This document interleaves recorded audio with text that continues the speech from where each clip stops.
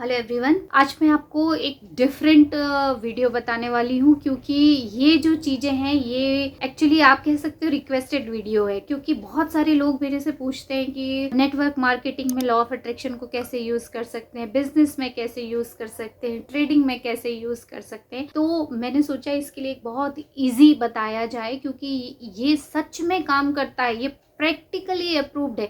ये कोई bogus focus चीज़ें नहीं है। लॉ ऑफ अट्रैक्शन उसका नाम ही है लॉ। लॉ मतलब नियम, जैसे ग्रेविटी काम करती वैसे लॉ काम करता है और ये हर चीज में आप इसको इम्प्लीमेंट कर सकते हो और अपनी जो भी आप बिजनेस करते हो, जो भी पाना चाहते हो, जो बनना चाहते हो, जो करना चाहते हो, हर चीज को अट्रैक्ट करता है। एक्चुअली पूरा यूनिवर्स ही वैसा है, वाइब्रेशनल यूनिवर्स है और हम भी वाइब्रेशन है। तो जब हमारे वाइब्रेशन एक समान वाइब्रेट करने लगते हैं हमारे अचीवमेंट के और अभी की करंट रियलिटी के, तो वो आपकी रियलिटी बनती ही है। और सब कुछ फीलिंग का खेल है। वेल्थ क्या है? Wealth is a state of mind. Wealth feeling है। वेल्थ या नोट, पैसा, करेंसी किसी भी रूप में है, वो क्या है? वो एनर्जी है और उसको हम बिल्कुल आसानी से हार्नेस कर सकते हैं।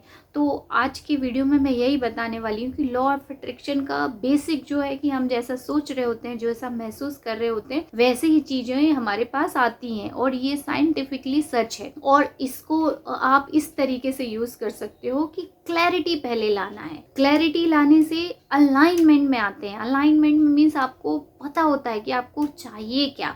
और जब हम क्लियर होते हैं, क्लैरिटी अब्राहम हिक्स भी बोलते हैं, क्लैरिटी इक्वल टू अलाइनमेंट। और अलाइनमेंट क्या है? रिसीविंग मोड है।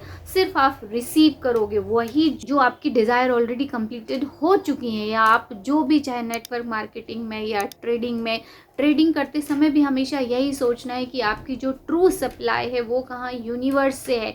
God is the true source of my infinite supply.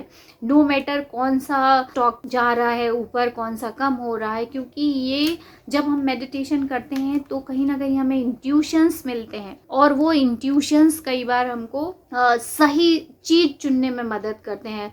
Vision Lakhiani का भी एक वीडियो मैंने सुना था कि जब उनकी कंपनी पूरी डाउन चली गई थी और उनको किसी दूसरी कंपनी में काम करना पड़ा, तो उनका काम भी ऐसा ही था कि उनको डेली एडवोकेट्स को कॉल करने पड़ते थे उनके कोई प्रोडक्ट को सेल करने के लिए। तो उनको वो काम इतना बुरा लगता था क्योंकि हर एडवोकेट बहुत बुरी तरीके से रिस्पॉन्स करता था कि मुझे ये नहीं चाहिए। वो निराश हो गए थे।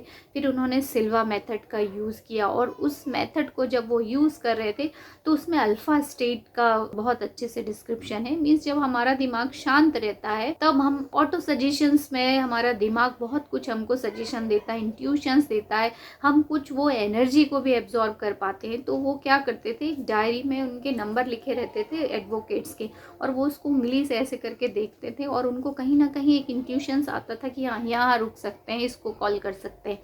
और फिर जब वो उसको कॉल करते थे तो उनकी बात बन जाती थी। वैसे ही जब हम स्टॉक्स को सेलेक्ट करें या देखें, तब कहीं ना कहीं अगर आप मेडिटेशन की प्रैक्टिस कर रहे हो, पॉजिटिव हो और आप सोच रहे हो उस फीलिंग में कि मैं वेल्दी हूँ, मेरा हमेशा वेल्थ ग्रो ही करेगा, चाहे मैं कोई सा भी स्टॉक लूँ, कुछ भी हमेशा मेरे साथ पॉजिटिव होता है, तो वो इंट्यूशंस के थ्रू आपको सही चीज़ चुनने में मदद करते हैं। ऑटो सजेशंस बहुत अच्छे मिलते हैं, तो इसकी वजह से आप सही चीज़ चुन पाओगे। और भले मार्केट कितना डाउन जाए पर आपकी ग्रोथ तो 100% होती है। ये एक इस चीज़ का बहुत बड़ा फायदा है। अब देख लेते हैं कि नेटवर्क मार्केटिंग में आपको कैसे लॉ ऑफ अट्रैक्शन का यूज़ करके आप अपनी ग्रोथ कर सकते हो, प्रॉस्पेरिटी को अट्रैक्ट कर सकते हो। तो इसमें सबसे पहला जो लॉ ऑफ अट्रैक्शन में भी है कि क्लैरिटी, गोल में क्लैरिटी होना चाहिए।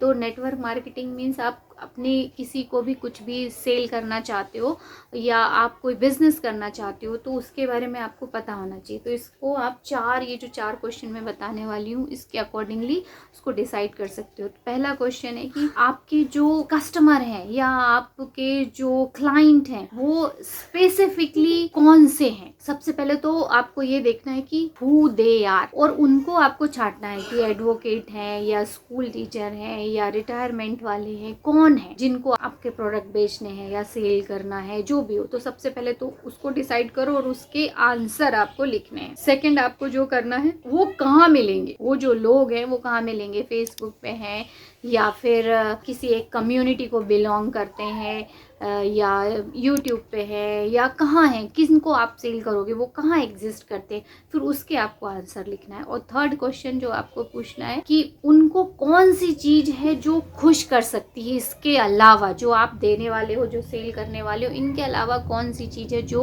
उनको खुश कर सकती है और एक्साइटेड बना सकती है, और उसके भी आंसर आपको लिखना है। जैसे कोई आप जो भी सेल कर रहे हो उसके साथ उनकी ज़रूरत के अकॉर्डिंगली आप उनको कोई गिफ्ट ऐड कर सकते हो या कुछ डिस्काउंट दे सकते हो, क्या आप बेटर बना सकते हो जो उनको खुश करे।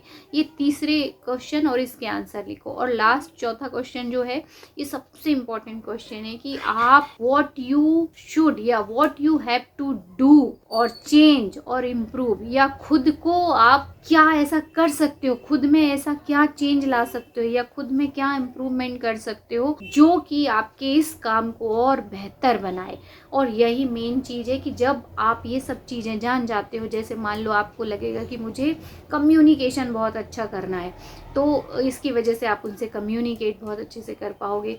दूसरा, अगर आपको ऐसा लग रहा है कि मैं एंग्री बहुत जल्दी हो जाता हूँ, तो ये आप चेंज कीजिए, क्योंकि किसी भी सेल्समैन को अगर एंग्री हो रहा है तो उसके सेल्स होने के चांसेस बहुत कम रहते हैं, तो आप वो चेंज कर सकते हो। अब इम्प्रूव क्या करना है, इम्प्रूव आपको हो सकता है लिसनिंग की क्वालिटी इम्प्रूव करनी हो, या you have to become a good listener, क्योंकि जब सामने वाले की बात आप अच्छे से सुनोगे तो उसकी प्रॉब्लम को बहुत अच्छे से सॉल्व कर सकते हो। तो इस तरीके से लास्ट क्वेश्चन के आंसर लिखिए कि मैं अभी इस वक्त इसको बेटर बनाने के लिए क्या कर सकता हूँ, क्या मैं अपने में चेंजेस ला सकता हूँ, या मैं क्या अपने में इम्प्रूव कर सकता हूँ।